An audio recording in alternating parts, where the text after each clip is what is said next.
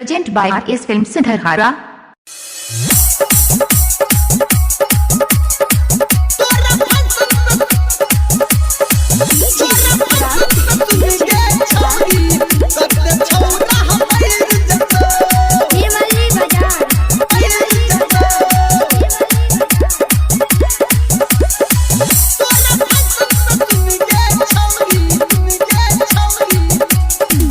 चढ़ल जवानी छो फैशन सजाले चढ़ल जवानी छो फैशन सजाले नहीं तो एक दिन झोहिर जतो तोरा फैशन पे सुन गे छौरी तोरा फैशन पे सुन गे छौरी कते छोरा मर जतो हो तोरा फैशन पे सुन गे छौरी कते छोरा मर जतो गे तोरा फैशन पे सुन गे छौरी कते छोरा मर जतो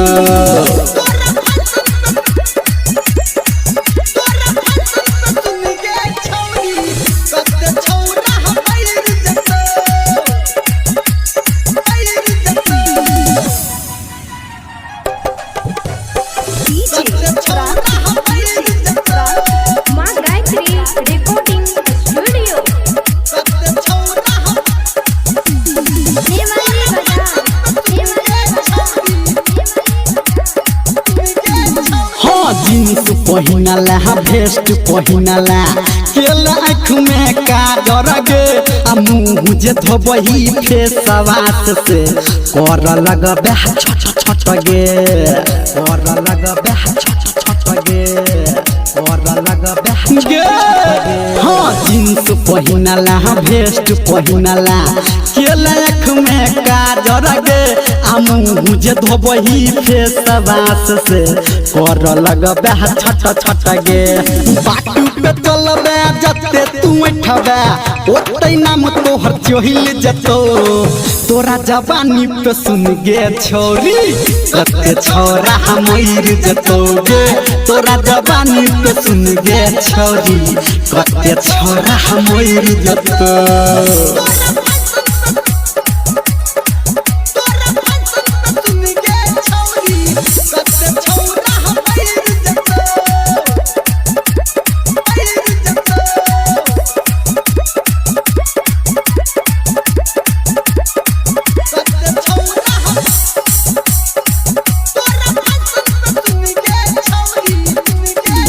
तो शादी चले जबे ससुरा ऐसन मौज न घटतोगे आ तेल लगा के तोहर सैना तोड़ दे तो दहिया गे तोड़ दे तो दहिया गे तोड़ दे तो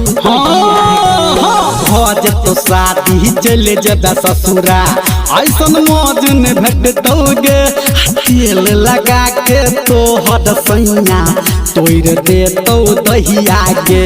छोरा निरमलिया जे पिया तब तोहरा देख के जोहिर जतो तोरा जवानी पे सुन गे छोरी कते छोरा मर जतो हो तोरा जवानी पे सुन गे छोरी कते छोरा मर जतो हे गे चढ़ल जवानी छो फैशन सजाले चढ़ल जवानी छो फैशन सजाले नहीं तो एक दिन झोहिर जतो तोरा फैशन पे सुन गे छोरी तोरा जवानी पे सुन गे छोरी कते छोरा मर जतो हो